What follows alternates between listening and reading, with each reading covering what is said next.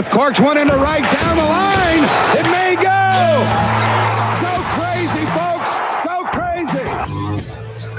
There's the drive. Way back. It might be. It could be. Playing a high drive into left. Back towards the Craig. He's at the track. He has it. And the world champion for 2011. A little bouncer slowly toward right. He will put it in front of Rizzo. It's in time. And the Chicago Cubs win the World Series.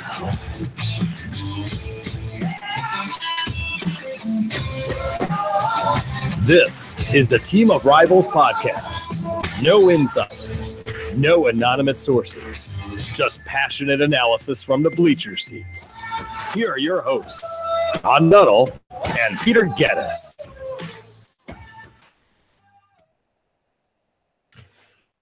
It's January 25th, everybody, as we go to tape. And finally, the stove is heating up. The Brewers are going for it.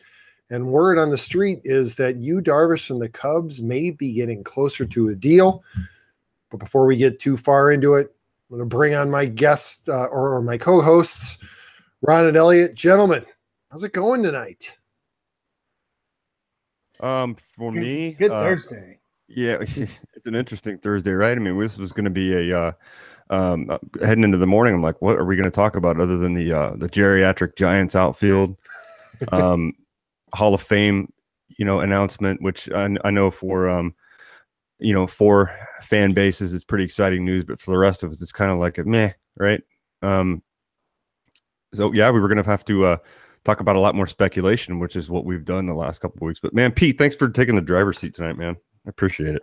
No problem. You mentioned that you felt a little under the weather, and now that we're actually talking for more than 5 seconds at a time, you sound like it's taking its toll on you. So we'll roll through this relatively quickly so that you can rest up and get yourself better for when we have to bring you back on to talk about Darvish signing with the Cubs.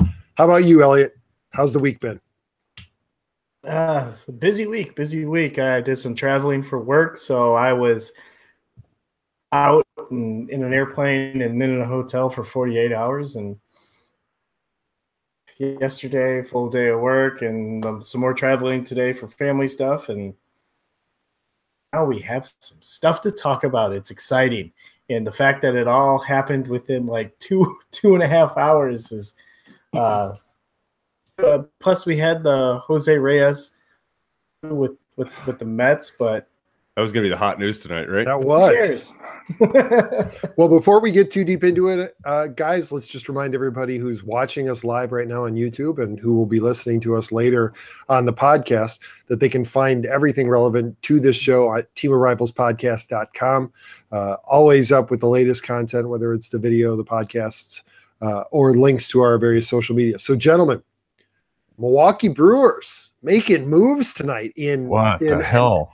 Within an hour. They traded away 4 prospects. Lewis Brinson. Let me pull it up here. Lewis Brinson, Isan Diaz, Monty Harrison, and the 4th guy whose name I don't have right here. But the first 2 are the big names. Lewis Brinson, number 7, not on the Brewers' top 10 outfielders, but on minor league prospects, top 10 outfielders lists. And then Isan Diaz, number 4 on the top 10 second baseman lists. And within probably a half hour of all the details of that trade getting finalized, they then ink Lorenzo Cain to a 5-year, $80 million deal to play center field. And you have to think that they're not done. How are you feeling as a Cardinals fan, Rob? No, I don't know what you're worried about me for. I got one question before we launch into this Brewers talk, guys. And I don't mean to take a violent turn into another topic here, but I think it's worth asking the question. Pete, is that a clip-on or a real bow tie you have on there? And yeah, I would think that you would know me well enough to know that I would never defile an outfit by wearing something as shameful as a clip-on. And 2, that I would want to show off my ability to tie a bow tie and to make it look good. But 3, really, ultimately, you have to know that this is a real one because I'm celebrating my win on our Twitter poll from last week. What was it? 83% of the respondents. Yeah, which folks, I don't. So let's talk about. I like how you got a different glass now. So same glass. Oh no, you're right. It is a different glass. Yeah. See, when I'm not driving the chair, I can actually pay attention to things. So let me ask another thing here. So maybe this is another poll question, a follow up. What's the prestige value added to a man able to actually tie a bow tie? Ooh, that's a good one. I'll have to ask on Sunday night. Yep. We'll have to figure out how to word that a little bit better. But maybe that's a follow up. Is a man worth more than just a man? What's the WAR rating on a man that can tie his own bow tie? I like that. Okay. So what are we setting the over under at? Well, although we can put it into thresholds, right? We can set this up as a Twitter poll, and we can give multiple options. We can do a Facebook one where you can leave it open ended too, where people can actually just do a write in, right? I think you can. Ooh, we could. Maybe. What's the plus minus WAR on just a man score for being able to tie your own bow tie? I'm thinking it's got to be at least 4. At least. I'm starting to teeter in the opposite direction, buddy. I think it might have a negative in front of it. I know for a fact it has positive.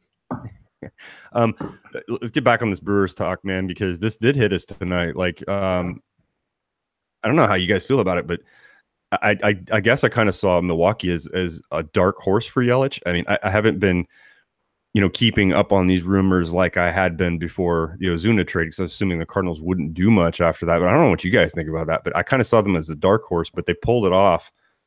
So, and then almost immediately following, one of you guys texted me talking about they had picked up Kane too. I didn't see this happening. I kind of thought I figured the Brewers would get another pitcher, but I did not see them going after Yelich, some of their future, and then I felt like the Lorenzo Kane thing kind of came out of. I did not see them in on it as heavy as other teams were. There was a lot of other teams discussing Lorenzo Kane, but I didn't feel like the Brewers were making this big push. Man, they're and I think they think their window is now with some of the players that they have, and they're gonna try and go for these next couple of years, which is pretty interesting. I mean, they still have some pitching that they need to get. I think they need a couple, but I think they want to be relevant, and I think they want to be competitive for the next few years. So, is Pete still here? Yeah, I had the screen off. I had a different screen up. Yeah, no worries. I agree. I think that the Brewers see an opportunity, although I wonder if they're making this move. Obviously, they're making this move for this year. They're not just waiting till 2019, which is what a lot of people earlier in the offseason had speculated that they were doing, was that they weren't being too aggressive this offseason because they didn't see this as their year. But I wonder if they're not looking at the Cardinals and saying, well, we may not be able to catch the Cubs this year. We can get a wild card spot and we can move ahead of the Cardinals and looking to solidify this. Although, who knows? Maybe they're able to flip Broxton and Santana for a legitimate starting pitcher, like maybe a Danny Salazar out of Cleveland, and then they sign Jake Arrieta or Yu Darvish. It was reported earlier this week that they are in the Darvish market. God, wouldn't that be something if in less than a week the Brewers managed to trade for Yelich, sign Kane, sign Arrieta or Darvish, and then flip a couple of their now surplus outfielders off to Cleveland for Danny Salazar? Suddenly they become serious contenders, not just for the wild card, serious contenders for the Central League, for the Central Division title. And I wonder if that's not what they're thinking, if they haven't lined all of this up and are just now striking, putting everything in motion in order to set this up. Because if they're able to add those two to their rotation mix, that's significant. I tell you what, that'd really make this whole race interesting. I mean, even now, guys, you have to think, Pete. Can you guys agree that let's assume that they're going to make a move for a pitcher, and it's we could debate all day long if it's going to be to the level of an Arrieta or Darvish, but they're going to add somebody because we know right now that would be their soft spot, right? If you were looking at Milwaukee, but Pete, I totally agree with you. If they, depending on what moves they make, and I too think that they have to have something lined up to pull these. If they're willing to do this, they had to have something else, I think, ready to go. It could be a 3-team race, which would unexpected, right? I knew they were good. I mean, they were really good last year. They finished ahead of the Cardinals last year, but I don't know if that was more on the Brewers being that good or the Cardinals just playing bad down the stretch and having those bad stretches at the beginning of the year. So I don't know. I think it's very close to being a pretty competitive division. Is it? Now let me ask you guys, is this the most competitive division in the National League? That's tough because you got the NL West. That's a very competitive as well. Acquisitions that the geriatric Giants have, but there's still gonna be a good team. No, I mean, I think the Central Division's gonna. They're younger. The Central Division's younger, and yeah, they just might be in the National League. I'd have to think that they're creeping up for competitiveness. Yeah. Yeah. Well, I know. So let's talk. Pete, you were going through kind of some of the. I haven't been able to read the details on any of these guys they give up, but I've got to assume you can confirm this. The Brewers still paid a pretty heavy price for Yelich, right? I mean, he was under a team-friendly contract for what, 5 or 6 more years? Yelich has 5 years of control, but Brinson and everybody else there, they've got their full control. I think Brinson's got 6 years, and everybody else has 7 because they haven't been called up yet. So, yep. So this is easily. Obviously, we don't know what's going to happen with the players once they get to the majors, but this is easily Derek Jeter's best trade as the president of baseball operations for the Marlins. He got a haul on this one, much more than he got for any of the other trades, but it's absolutely justifiable. Ozuna's only got, 2 years of control, right? Yes. So, and not only the years of control, but also a really team-friendly contract. It's just it's under $60 million for 5 years. That's an outstanding acquisition by the Brewers, but they paid heavily for it. The one that they made that I'm actually a little bit. I mean, I hope that the Cubs' rumored involvement on Kane, I hope that it helped to drive it up. The fact that they signed him for 5 years and $80 million, he's 32 years old, and his game is built around his speed. Is he going to be that fast at age 37? And, how much is he going to have to contribute over the next probably 2 years of that contract in order for that contract to have been worth it? That's a lot of money to pay for a guy who is pretty much dependent on one aspect of his physicality. And if he loses his speed, how effective is he in the outfield, and how effective does his offensive game become? You got to think the Brewers are thinking that they only need him to be that effective for probably the next 2-3 years at the max. After that, it's kind of, okay, if he's still that fast, we got the plus side of this and we feel good about it, because I think that they got to think that their window is the next 3 years. And, to that point, Elliot, evidenced by the fact that they gave him a no trade clause on the first year of the deal, and then it becomes progressively less limited as the deal goes on. So they'll be able to move him as obviously the value of that contract becomes more of an albatross on their salary salary structure. Yeah. So one of our viewers sends a question here about the Marlins. What do they even have besides Real Muto anymore? And of course, he's. Well, they also have Dan Straley. I mean, he's not an ace, but he can be a depth piece for a contender. And they have Bohr as well. I would throw him in there. I guess the Nationals have been rumored as at least having interest in Real Muto, and he wants out too, right? I mean, who doesn't come out of Miami right now? Right. Yeah, I think both Yelich and Real Muto at the same time said, "Hey, I don't want to be a part of this, whatever they're doing." Within days of each other. And I think it was actually the same day that that the news came out that they don't want to be a part of the plan there in Miami. So that Miami should look to shop them with other teams. Well, here's a question, guys, because Yelich has done pretty well, as a young player. I don't know how much upside I would say that the guy's got, but let's think about this.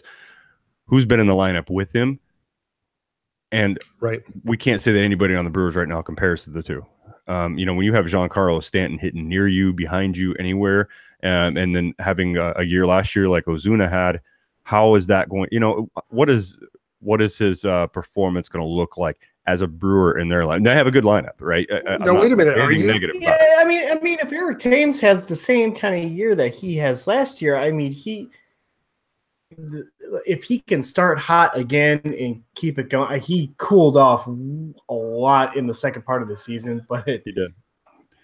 After the season, he was on fire, and if that again, him and Domingo Santana, Israeli Arcia. I mean, these are all really young guys. If Santana stays, there's been a lot of talk that he may be one of the pieces that gets moved in order to land that additional pitcher that they're looking for. Right. Yep. But if these guys progress with the way they have progressed the last few years, I probably hear about it more than we live being there in Milwaukee. Yeah, I mean. Live there. All these guys talk. I mean, everybody talks about it. So if these guys keep going up, farming at a higher level every single year, Brewers are going to be good. They'll be fun to watch too. Still got to wonder how that, and maybe it doesn't affect him whatsoever, and maybe his play doesn't change at all. But you still have to wonder, like, without having those big guys around you, in this new lineup, what does that performance look like? Going forward, it's just interesting. You got to ask the question, right? And then those guys are split up now. Right. Imagine. I don't think anybody was dumb enough to do it again, but imagine buying season tickets and then watching this happen. Right? How upsetting is that? I mean, if I'm a Miami Marlins fan, if I put the Cubs were to do this next year and get rid of Bryant and Contreras and pitching out. I mean, I like that idea. Should tear it down and rebuild it again. I think it's a great idea, Elliot. Isn't it fun to build new things, Theo? I mean, he's like, he's already tired of this Lego toy. He's already tired of the Lego toy. He wants to rip it apart and build a new one. So I would start right now. Sell money Falcon that he spent 4 hours putting together, and he. Actually, it'd be more like 10 hours. Or would you take that third baseman off our hands if we didn't want him, Ron? Yes, absolutely would. I don't know who you'd get for him, but it might be like the entire AAA team. Well, that would accelerate the rebuild.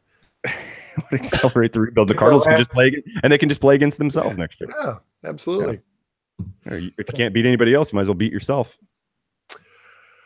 No comment. So what do you think? I mean, I think we all agree, right? The Brewers are not done. No, they're not. I agree with you that they are not done. And what do you think? No, does they'll go after a pitcher now. The projections last week or going into today were that the Cubs were somewhere around 92 wins. The Cardinals, I think it was around 83. And the Brewers somewhere between 73 and 76 wins. Has that flipped? Is it now the Brewers are favored to be in second? I mean, the way things stand now, obviously they had a couple of pitchers and everything goes by the wayside. Has that changed? Oh, you mean where it stands now? Yeah, where it stands now. I would have to think that they've closed the gap, at least as far as the projections go. Yeah, I think that gap's closed. Are they on par with the Cardinals? And while we're there, right? Because you're asking, we're just talking about the outfield right now. I still feel that looking at the Cardinals outfield, they do have the better outfield. I agree, because Ryan Braun can't juice anymore. I mean, if Ryan Braun was allowed to juice again, then they would clearly have the superior outfield. But you know, when you have somebody whose past performance is built entirely on performance enhancing drugs, you really can't count on consistent production from him. So you know. Yeah, I agree. I think the Cardinals clearly have the best outfield in the Central Division. Oh, I wasn't even going to go there, but that was going to be the next thing. But no, to answer your question, the gap is closed certainly, because I think they'll have even better production. I still like the Cardinals outfield over it, so I don't think they're with the Cardinals, but I think they're a lot closer now. If they pull off a significant trade or a contract for a good pitcher, I'd put them right there. Because the Cardinals still they have too many questions in their rotation right now for my comfort level. But yeah. Elliot, anything to add? Is he frozen? He's not the best. Am I frozen? Sorry, You were just very still. you were like the so there's geckos that are big geckos in Florida that the temperatures have dropped, and when they drop below a certain temperature, they'd freeze. Like they're not frozen, but they just shut down. Freeze. And they're falling out of trees. You could see my eyes moving, but you couldn't see the rest of me moving. No, they don't move. You think they're dead, so you go pick one up, you know, and then it just put it in your car, starts heating up, and just attacks you while you're driving. So, I mean, until they make more moves, I think we've beaten this one to death. And obviously, if people want to get more information, they can go and they can listen to the real experts. That's not why we're here. We're just here to. We are fans. We're fans. That's our expertise, is being fans and blowing hot air. That's right. Oh, wait, what's that I hear?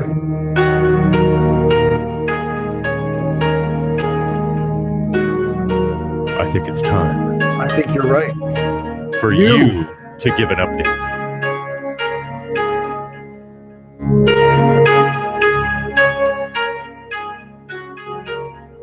Take it away. Where are you going? Everybody wants to know, but you won't tell us. Guys, at last we heard there were 5 teams connected to you, Darvish. That quickly seemed to narrow as the Rangers, I believe it was, acknowledged that they were out of the running. The Yankees have basically said that they do not have the financial flexibility. Everybody assumed that the 5th team that was kicking the tires on you, Darvish, was the Dodgers, but they have made no moves. And then suddenly, I believe it was on Sunday, word came out that the Brewers had made an offer to you, Darvish. So now it looks like the 3-team race, the Minnesota Twins, the Milwaukee Brewers, and the Chicago Cubs. And as we went to tape, Charles the Cat, Charles Meow, the Twitter account that Elliot and I have agreed is probably Theo Epstein's wife, tweeted that he had just gotten off the phone. I'm sorry, Mrs. Epstein. She had just gotten off the phone, and that the Cubs and the Darvish camps were making significant progress, and that he can confirm that the Cubs and starting pitcher Yu Darvish are deep in talks, and am being told to stand by as something could get finalized soon. So whether or not it was the moves that the Brewers made, or if it was just the natural momentum, it certainly sounds like Yu Darvish is going to be taking up an address somewhere in the Midwest, and in all likelihood, the NL Central Division. Elliot, how you feeling? He also did. going within that tweet and said that for a finalization tomorrow, but phone up vibrate tonight. He's thinking that maybe tonight they could finalize this deal. Well, there was speculation early in the week. That, I figured by now it'd be Bud Light time for Theo. Yeah, because that probably is his last move, right? They signed Chris Jimenez earlier this week, who, by the way, happens to have a very good relationship with Yu Darvish. Apparently, he's told his friends that Jimenez is his favorite catcher ever. Yep, but his catcher in Texas. But that was pretty much it as far as the Cubs shopping list for this offseason was, it seemed, was to solidify the bullpen. They've done that with a number of moves, fill their holes in the starting rotation. They've already done that with Tyler Chatwood. Adding Yu Darvish would complete that, and then get a backup catcher. You would think that at that point, unless they get a call from somebody with a very compelling trade offer, I think that Theo and Jed are done for the offseason, which is good timing because the Cubs equipment goes down to Mesa. It leaves exactly a week from tonight, February 1st. The trucks get packed and everything heads to the Southwest. So what do you think, Elliot? Is Yu Darvish going to be wearing number 11 for the Cubs?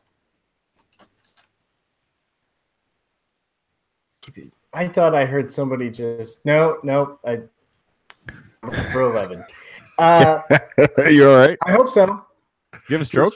I was thinking about a tweet that I read noon about who would be wearing what numbers, and I was trying to think, Yu Darvish wearing 11 or somebody else that they've signed. No, they said Yu Darvish. So I had to go back in my head. You had to do your research. Good feeling about this. I think that I think we'll probably get if it happens tonight, I think we get the announcement tomorrow. So have my alerts on for the cat, Mr. Charles Meow. When it happens, my phone will go off, and I am also keeping it off vibrate tonight. Ron, what would your reaction be if you wake up tomorrow morning? Because I can't imagine that you're going to have your Twitter alerts waking you up in the middle of the night. What are you going to do tomorrow morning if you wake up and you're I assume one of your worst nightmares comes true, that the Cubs have signed, I think, arguably the top free agent pitcher to join their rotation next year? You sons of bitches. You sons of bitches. There. That's all you're getting out of me. It's a boring topic. Can we move on? I think we just heard our episode title. There it is. You sons of bitches. Sons of bitches. All right, we can move off this topic. Thank God. All right. So talk about Randall Grichuk. Yeah, let's talk about Randall Grichuk. I actually thought that this was interesting. Randall Grichuk got traded to the Toronto Blue Jays earlier this week, basically just clearing up some of the outfield logjam that the Cardinals have down there. And while he was there, and I believe I favorited it so that I can go to it, but he had some very interesting comments about how he, and it sounds like not only he, felt this past couple of years, actually. And I'm guessing that he was probably also speaking for Stephen Piscotty, I'm going to guess. He said, sometimes in St. Louis, me and the other outfielders thought we would have to get 2 hits and a walk to be in the lineup the next day. And that's not good for anybody. Ron, he's your... You know what wasn't good? His .238 batting average. Yeah. You already stepped in front of me on that, but that's kind of where automatically by default, I think most of us that have watched this guy over 4 years, the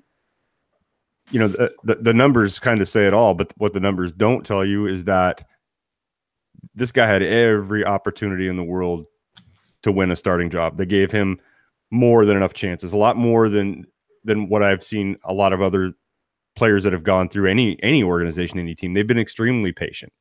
He was all but handed that job in 2015. to start in center field and be their guy, and he's never been able to pull it together. He's not improved. His strikeout rate was higher last year than it was the prior year. He strikes out 30% of the time. He cannot lay off off-speed pitches.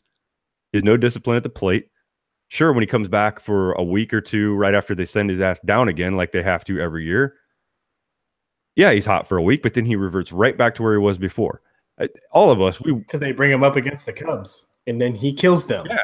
Well, it's like Schwarber to the Cardinals. At least it feels that way to me, right? I mean, it's probably not like that. It just feels that way. Like that's the guy I don't want to see up there at the end of a game in a tight situation, because that's the kind of guy that's just going to do it against us. I know it. But as just a fan, I mean, we all wanted to see him succeed, and we wanted to see this physical talent just consistently arrive every day, and he wasn't gonna pull it together in St. Louis. They gave him enough opportunity to do it, and it just didn't happen. It's never gonna happen in St. Louis. I don't care if he goes to Toronto and he puts 30 plus home runs out of that launching pad of a stadium they have up there. He was never going to do that in St. Louis. So the comments about, gosh, we felt like we had to go get a pair of hits or a hit and a walk just to get a start the next day. I don't think Stephen Piscotty is an example to point at, because Piscotty was a starter. He did deal with some issues last year, and I don't think Piscotty falls in that category, but Tommy Pham did at one point. Does Mike Matheny have issues with early hooks or impatience with young guys? Yeah, you could probably make a case for that. But I disagree with just about everything Randall said in this instance. I mean, unless he's just oblivious or selective amnesia on his own performance, he really can't. And by the way, guys, just going back for a second, I don't know that he really. It's just one of those things, man. Sometimes microphones in front of these guys is just not a good idea for them, and they're probably better off just not talking.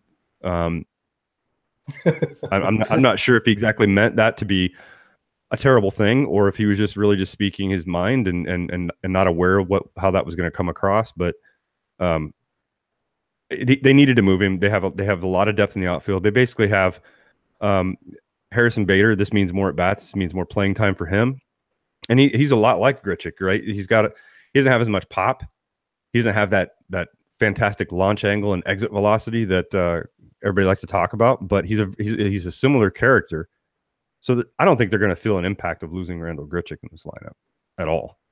You mentioned Harrison Bader, and I just have to make the juvenile joke. I'm just waiting for the day when some headline writer, and I hope it's the New York Post, after Harrison Bader goes 0 for 4 against I don't know, Matt Harvey or somebody with 4 strikeouts, and the New York Post puts on their back page, Harvey masters Bader. I can't.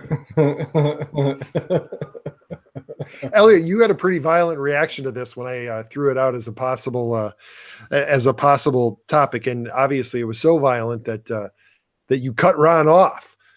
How can you possibly care so much about Mrs. Team of Rivals podcast's latent crush? It's kind of cruel. Should be all right. Because every time like we got to like a crucial moment in the game where it was like, okay, just get past Grichuk and we should be okay. And it never failed that every time hit one into the seats to go ahead or something. So I was looking up his stats and everything yesterday, and I didn't realize how bad he actually was, and I was really surprised about. You're right. He had a 30% strikeout. It was actually 32% strikeout rate. His ground ball rate was in the bottom part out of 212 players who qualified with bats. He was like in ground ball rate. He was just as bad at swing and misses. I mean, it was the Cardinals got to be happy that he's gone, and the comments shouldn't hurt their feelings. It doesn't. And, and I felt like he was taking a dig at Matheny. But you know what? Matheny had every right, based on everything that I read, to put his ass on the bench.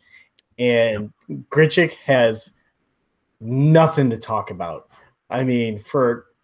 He should be thankful for a chance to start somewhere new. And his comment. And I think what I said is, we're moot.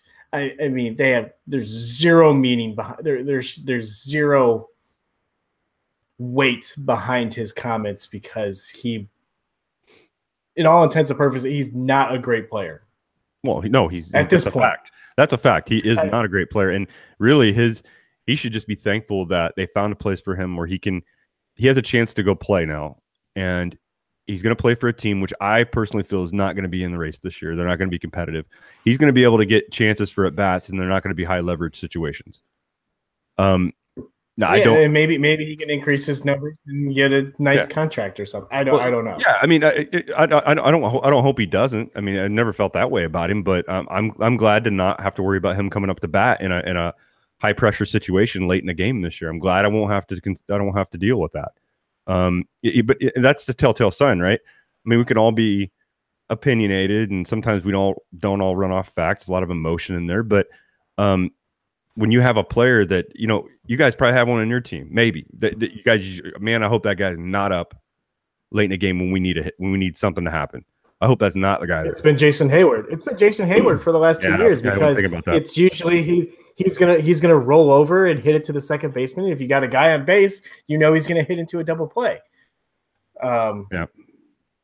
It got better last year because it was mostly pop-ups. It wasn't as bad to the right side, but it was Jason Hayward the last 2 years. Yep. So that's one outfielder. They moved him. I'm glad they did it. Now, what they got in return, this Leon kid, he had a good year last year, but every year before that hasn't been great. So I really feel like I don't really know what we're getting here. I'm always skeptical when there's a good year and subpar years have preceded that. So and I hold Tommy Pham in the same. I'm just as suspicious there. I love what I saw from that guy, but can he do it?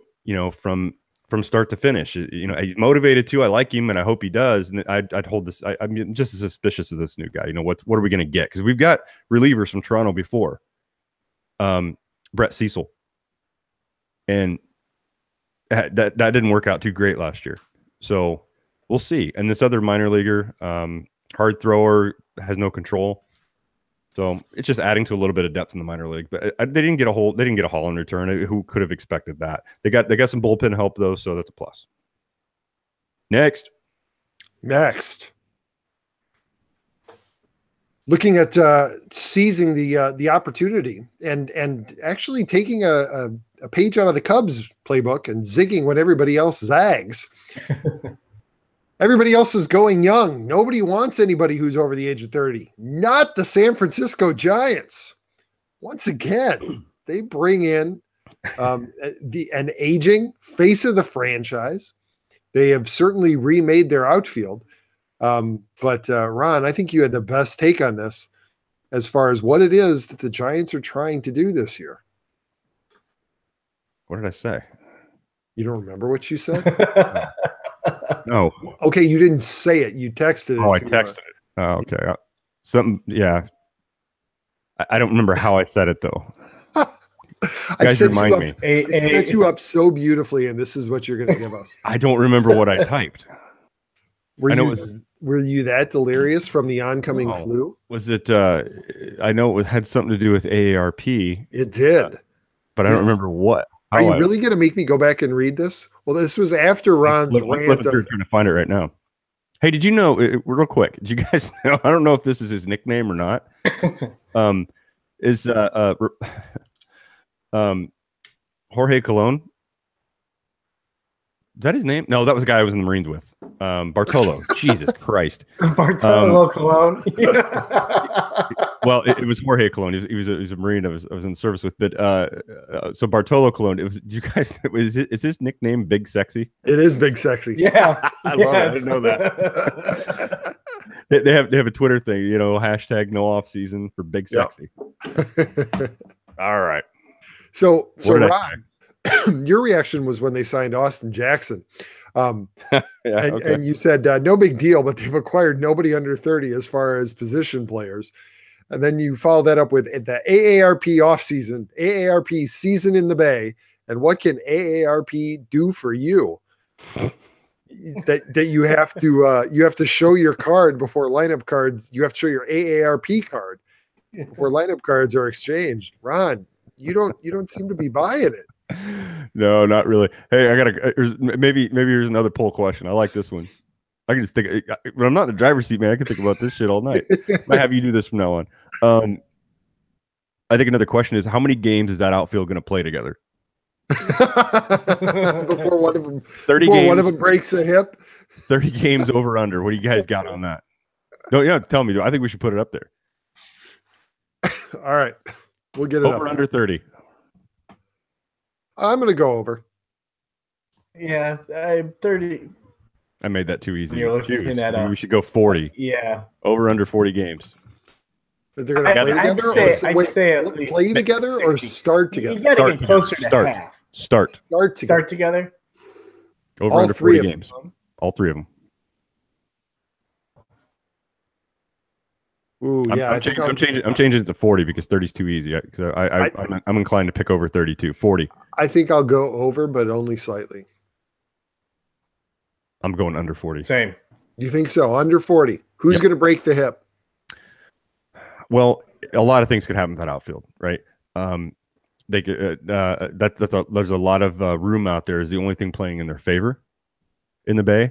I wouldn't be surprised if Hunter Pence just went full steam into a wall and broke something or someone or broke the damn wall. His beard would protect him from getting hurt. Imagine this. I'm sure they have some kind of concussion protocol in baseball, right? So would the hardest, maybe there's another question we should ask. Is it the hardest job in baseball would be to determine if Hunter Pence actually has a concussion or not?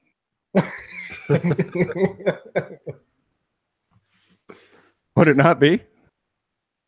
What day is it? It's baseball. He'd say that on a normal night. Right. Okay. What do you like on your hot dog? Ketchup. No, I don't know. I don't know who breaks down first. It's really hard to choose between those three, right? Yeah. I mean, they all have an injury history, and they're on the wrong side of 30. And there's the question, and we may have to. You're absolutely right. We may have to run a number of polls on the Twitter thing. Who goes down first? Who's the first one to go to the disabled list? Hunter Pence, Austin Jackson, or Kutch? Yep. I think it's Kutch. I love that question. But I want mine on there. If would it be the hardest job in baseball to determine if Hunter Pence actually had a concussion or not?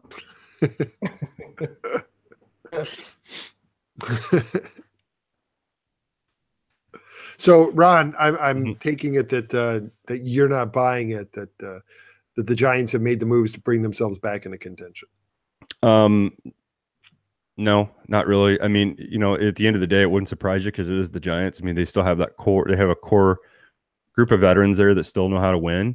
And they should get a full year of a healthy Madison Bumgarner back. I still don't feel like it's enough, guys. And I think it's with all these new guys, and throw Longoria in there too, right? I mean, we left him out, but why leave him out? Yeah, I don't see them overtaking the Dodgers. The Diamondbacks, even minus a JD Martinez, are still going to be pretty good. And then you got Colorado to deal with. So there's a lot of it's a steep climb for them. That's still going to be a tough division. I know we hit on it earlier, but I don't think it's softened up much, even with the departures from the West. No, the Diamondbacks and the Angels are going to be the best teams. And God, in the Angels or the Angels, that I was gonna the call you out Dodgers on that one. Yeah, were so far ahead. The Dodgers are the other LA team. Yes. This year they are. This offseason they are. Yeah, that's true. Yep. Well, Artie Moreno is gonna hit. He's gonna hit his lucky number at some point in time. He's got to keep spending that money, man. For him, it'll be worth it. Yeah. Or that'll be the white whale, I guess. Yep. His white whale. I don't think the Mang. I don't think this is the solution. I agree. I think that the Giants miss out on the playoffs, but I can absolutely see what they're looking at, right? They know they're not going to catch the Dodgers, but they also know that they have, I don't know that anybody would argue, the best catcher in baseball. They have all around. Yeah, the best all-around catcher in baseball.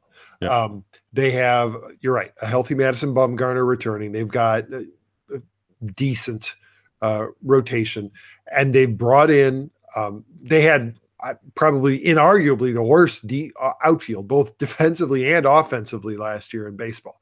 They might again. And they might defensively probably. Yeah. Offensively, I think that they've definitely improved. And so, they take a look at that, and I can absolutely see their front offices thinking, saying, you know what, we can contend for this wild card. The Diamondbacks aren't going to have JD Martinez, and it certainly doesn't look like they're going to be very active in this offseason. And so we can catch them. Can we catch the Rockies? Who knows? But I can see them trying to roll the dice. I just don't think that it's going to come up sevens. I agree. Total defensive runs saved for the Giants outfield for the 2018 season. -600. Oh, sorry. I didn't carry the one. -610. My apologies. I'll go over that a little bit. They -598. Okay. Well, that does, according to Price is Right rules, put you closer to the actual answer. $1. Oh, you might have gone over, Elliot. Ooh, yeah, I think positive's not a good. I wouldn't go there.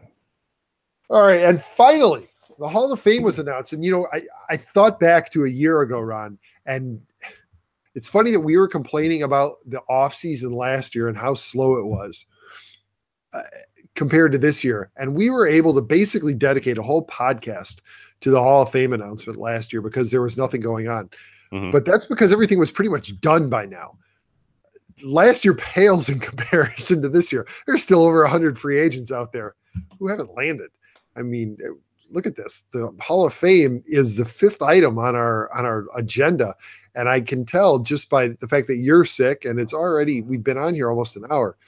We're just going to glance over this one, even though it's a solid class. Well, you know what's interesting about the timing. I mean, the timing has to be on purpose for when they announced this, right? Because in any other year, 95% of player movement's done by now, right? And so you've got literally nothing. Everybody's just waiting for pitchers and catchers to show up and the action to start up. Well, here's what we know, and it's evidenced obviously by what happened with the Brewers. Now that Ohtani and Stanton have been traded, right? And now that we've gotten past the new year and all the holidays and everything, and now that the tender deadline has passed, and now that the non-roster invitees to Major League Camp have been announced, and now that the Hall of Fame class has finally been announced, now the offseason can finally start. Oh, shit, all the excuses are out of the way. I can't think of it anymore. Wait, guys. Wait. While you're on that, we've got to. Damn, there was a Scott Boras was talking again. He stopped. Well, he was talking to the public again. And I don't have this in front of me. Somebody look it up here. He was quoted as saying something about baseball. Imagine that. It was funny, and I don't remember it. I saw it at work today. I'm ashamed of myself for not saving this link or writing it down. We have to look it up. Yes, we can talk about the Hall of Fame. In the meantime, I will try to hunt down. Scott Boras said something. That's just a segment we'll start up right now. Him on the non-competitive teams saying we have to get rid of the non-competitive cancer. That's right. Here it is. We kicked people out of the game when they tried not to win. We have to get rid of this non-competitive cancer. We can't go to our fan bases and sell the promise of losing to win later. That's destructive to our sport because it has removed 1/3 of the competition. Well, as a fan of a team that was recently a non-competitive cancer, fuck you, Scott Boras. I am absolutely happy with the results. And you could take Flat Bill Pissy Pants south to St. Louis so that Ron has to flatten out his cap. No. If St. Louis happens to get him on it, it would have to be a sweet deal for those guys. But I will flatten out a bill in honor of our new Cardinal pitcher. But here's the thing, guys. So the Cubs, the two famous cases, right? And they're back-to-back World Series champions. So it's really hard to argue against it. But the Cubs and the Astros have been the best examples of being able to do that. Now, if you have more teams that are going to consistently try to do that, don't you think that would have? I mean, that's obviously going to have an impact on the game. Now, before you answer that, I guess it's really a question. How could we think that would not have some kind of impact? Now, is that any different though than 10 years ago? Knowing that the Pirates and the Royals were never going to be there at the end of the year, right? Was a third of the teams 10 or 15 years ago not out of it anyway, right? I mean, the Cardinals used to stomp all over the Reds and the Pirates, and those were like a guaranteed however many wins every year you knew you were going to get. Yeah, I wouldn't have called that competitive. So how's that any different than a third of the teams going, we're going to try to do what the Astros and Cubs just did? I don't think it's going to be any worse. He's upset because it's affecting his pocketbook. Yeah, I agree. And you're right. How is it? It's not that they're not being competitive. It's that they're not spending big bucks. And it's not just the big bucks, right? Because there are guys who are still getting reasonable value, average annual value on their contracts. It's the length. Nobody's getting the 6 and 7 year contracts. And Boras is chapped about that. But it absolutely makes sense. Why would you sign anybody who's 32 years old to a 6 or 7 year contract? You know you're not going to get the value out of that. It's very rare that somebody like John Lester actually provides value on a contract like that. We've tried how many times on this show? Well, and pitchers are kind of a little bit different animal than your position players. Yeah, turn your own person clock off back there, man. What's going on? Yeah, sorry. I guess it's 10 o'clock. Is that I forget, what's the name of that theme? It's either that or it sounded like Close Encounters because it was electronic. That was the Big Ben. Is it the Westminster chime? No, I thought it was Big Ben. No? Big Ben. Parliament. Yeah. I can't get left. I can't get left. Hey, Elliot, so I'm looking at the question up here. So I don't see Arrieta making sense for St. Louis. And that's a listener, LPK425. I have that and right? Also saying he would like to see Lynn back, LPK425. Yeah, since you got that one, Elliot, why don't you go ahead and roll with it? Yeah, roll with it. Why doesn't it make sense? LPK425 said Cardinals still need a starter. Lance Lynn back, but it doesn't seem like that's going to happen. Also, don't see Arrieta making sense for St. Louis. How does Arrieta not make sense for St. Louis, though? Need a good starting pitcher. Maybe Arrieta doesn't make sense for 5 years. For the next couple years, I would think that Arrieta would make sense. It's not like he's going to be a shit pitcher for the next 3 years. I mean, this guy is what? Years off of like some of the best pitching in baseball ever. He's still a great starting pitcher. And some of the starting pitchers on the St. Louis staff right now make a difference for them. Yeah. Him not making sense, I can see that in the long term, but in the short term, not going to happen. I don't know enough about that at this point. I mean, I don't. That's more on your side, Ron. Yeah. So I mean, the thing with Lynn is I don't right now know what Lynn is asking for. He's probably looking for 4 years plus, I would guess. Most of these guys are, right? Lance Lynn was a workhorse. I mean, you could, before he had his he missed an entire season for Tommy John surgery. Before that, the guy didn't spend much time on the DL. He was pretty durable. I wouldn't mind seeing Lance Lynn back either. I think if for nothing else, you've got a solid somewhere in the middle of that rotation guy that you can rely on. And the Cardinals have had good ones in the past. Even though they didn't have Jeff Suppan, I think they only had him for 3 years before he went to Milwaukee. He was that kind of guy that could eat up innings and sit right in the middle of the rotation. He's not going to be your 1 or 2 guy, but he was solid back end. I would like to see him return based on average annual value, number of years. If it was a 3-year deal at let's just call it 60 million, 66 million, I'll give him a bonus. For 3 years, I don't think that would hurt them at all. And it gives them some insurance. Now, pivot over to Arrieta, which you guys obviously know him more than I do. I think the thing is there is all about the length. How many years does he want? If he won't settle for anything under 5, no way does he end up in St. Louis. They just don't want to do that. They have screwed up some signings here in recent years. I'll point to Mike Leake as being one of them. And I'm not trying to compare Mike Leake and Jake Arrieta. They're 2 different guys, but they just don't like to deal pitchers that many years for that much money. It's not them. It's not what they do. And they're not, no way. The only exception they were going to make is one for David Price. So which is another reason why they probably never go there again. Because look what's happened there. So what do you think? Do you think that if Arrieta's market has softened, which it appears that everybody's market has softened, would you take Arrieta on a 4-year deal? Or do you still think he doesn't make sense? No, yeah, and this is where I disagree with the person who asked the question of us. I think at 4 years or less, he would make sense. I don't know how it would not work in the Cardinals rotation with a guy like that. The only thing maybe you look at in question is the National League Central's he's been pretty exposed to this division, so it's not like he's an unfamiliar arm to other teams.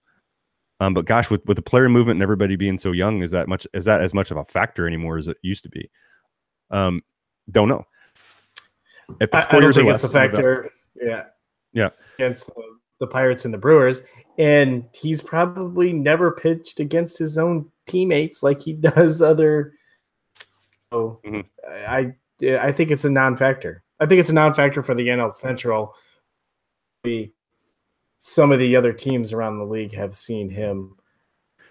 Well, the bottom line is, I'd like to see them have another starter, if nothing else, for some insurance. If it's a veteran who's had a great track record in recent years, I wouldn't be opposed to it at all. Now, is his personality going to add much to the clubhouse that already kind of doesn't have one? That'd be the bummer. But yeah. Wait. Jake Arrieta has personality? Are we breaking news on this podcast? That was kind of my point, right? So I don't know. Yeah. So with the rotation questions that they have with all the young guys, I wouldn't mind seeing an acquisition if they don't have to give up any of their younger arms or talent to get it. I mean, they should have some money to spend. They haven't really increased their payroll over last year yet, so. It's sitting there. What do you think Lance Lynn is looking for contract wise? I don't know. For something bigger, or? I don't know enough. I haven't followed it because I've pretty much known that they weren't going to tender him anything and he was going to walk. So I really haven't followed it. I was hoping he wouldn't show up in Chicago. But if he would have been a free agent 2 years ago, he'd probably be a Cub right now. Anyway, that's all I've got on that. And I think that's all we've got tonight. We had originally intended to talk about the Hall of Fame, but we're already pushing an hour. And Ron, we need you to get Congrats, healthy. Jim Thome. Yes, absolutely. A hometown boy. Yeah. Illinois. Yeah. Not only that, but actually lives just outside of the district that I work at. So he's a local guy for all of us. Glad to see Jim Thome, Vladimir Guerrero, Chipper Jones, and Trevor Hoffman all inducted into the Hall of Fame. That's a really solid class. It's a good class. Chipper was like the guy of the 90s that was just, I mean, the Atlanta Braves, man, I mean, I just remember of Greg Maddux and Yeah, 4 Hall of Famers from that team, from that era, right? just yeah. I mean that team was ridiculous. Plus they had prime time on their team as well. So Otis Nixon, Terry Pendleton, you're right, prime time. I forgot about that. He did do a stint there, didn't he? He did. Yeah. They had Reggie Sanders. They had Andrew Jones. Andrew Jones, yeah. He was good. Okay, so I've been watching MLB Network, and it's been boring as hell lately. It's probably been interesting tonight, but man, is Andrew Jones a Hall of Famer or is he not? No. According to the voters, no, he's not. Yet he was certainly Hall of Fame defensively. He won what, 14 Gold Gloves in center field? Was it that many? He won a lot. I know it was a lot. Or he just didn't. Maybe it was more like 10. It's just his best years were his early years, and he never got any better, and that's what. Oh, that's right. As he put on weight, he seemed to go down. Let's see. Yeah. What about our boy Jim Edmonds? Hold on, listeners. We're taking a stat break. We should have music. 10 gold gloves. 10. Nah, it's not enough. He's one shy. Rookie of the year, 10 gold gloves, 1, 2, 3, 4, 5 All-Star games, and highest finish in the MVP voting was second. Well, and 1 Silver Slugger. He's certainly worthy to stay on the ballot. Because to say this, for me, he's certainly worthy to stay on that ballot for a little longer. It's worth hearing experts talk about him or trying to make some kind of case for him, but I just can't see him ever getting in.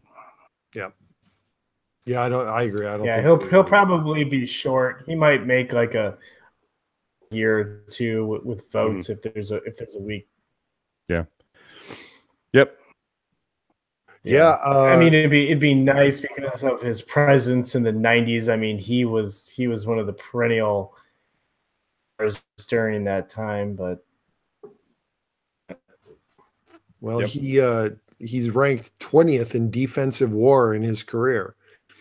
So I mean, as far as a defender goes, he was one of the best. He was one of the best. Yeah, and that's not 20th in career center fielders. That's 20th in baseball history. I remember one of my buddies telling me when we were in college, my roommate in college was a huge Braves fan. He's like, good Andrew Jones is? And I'm like, me. And he says, the earth is covered by, and the other 20 is covered by Andrew Jones. Oh, I can't believe that we're spending more time talking about somebody who didn't make the Hall of Fame than we are talking about a really outstanding Hall of Fame class. But since we are, how about the fact that Kerry Wood got 2 Hall of Fame votes and Carlos Zambrano got none? Got 0. Except for that Gatorade. They don't give out. He would have got a vote for that Gatorade machine. Yeah. Hey, a quick update on our poll. So our 1 poll, nobody ever agrees with me, man, on this bow tie thing. All votes, 100% of them, 4 or more on the man war. Wow, unbelievable! What the hell's wrong with people? I know what I'm gonna get you for Christmas next year. Nope. A Team of Rivals podcast bow tie. Hey, we're gonna have to. I want to know how. Amazing. I want to know. I know. I'm not gonna announce it because I want you to be surprised by it. So forget it. I'm going to design a Team of Rivals podcast bow tie. It'll be beautiful, right? Because when it comes out, one side will be Ron and the other side will be me. And if I can put it in right and get a picture, the middle will be Elliot. I'd wear that. There you go. Elliot can be the knot. He'd be like this. Yeah. Yep. All right. So I think that does it for tonight. And hopefully for this week, although who knows, if you Darvish signs this weekend, I'm putting my son to bed early because we're going to have to get back on for a reaction show so that Ron can completely lose his shit. Speaking of losing shit, You can watch us lose our shit at each other and also at a number of people on the internet, including Cardinals Rant. He's been a favorite target of mine of late. You can do so on Twitter at Team of Rivals Pod, on Instagram at Team of Rivals Podcast, and also you can find us on Facebook at Team of Rivals Podcast. Obviously, we're always available at teamofrivalspodcast.com. That's where you can find everything consolidated in one easy-to-find place, and special thanks to Ron for that. You can also contact us individually at the show at teamofrivalspodcast.com. We're all hooked in there, and we can all read that email. If you have a comment, question, compliment, God, if you have a compliment, that'd be wonderful for you to share it with us. If you'd like to contact Elliot specifically, you can do so. You can reach him through Twitter at TOR_Elliot. New Twitter handle. I just changed it. So the new one, TOR_Elliot. Outstanding. And for those of you who are watching us on YouTube live right now, thank you very much. And whether you're watching us live or you're watching the playback after the fact, please be sure to like us and to subscribe so that you get the notifications that a new show is on your way. Also, if you're listening to us on iTunes, SoundCloud, Stitcher, Google Play, TuneIn, or Spotify, like, rate, review. Help us move up the charts so that we can make this a going concern and so that, we can pay the bills a little bit. With that, Ron, I know you're not feeling well, but why don't you just make one last push and take us out, buddy? All right, everyone. Hey, thanks again, guys. And Pete, thanks for driving tonight. It was one of those things that hit me on the drive home. All energy was sucked out of me. The flu bugs going around. Things are ugly. And so I appreciate you taking the lead tonight. And Elliot, as always, thanks for joining us. Guys, hope it's an interesting week. And I hope you're not too disappointed when that guy lands in Milwaukee. All right, bye, everyone.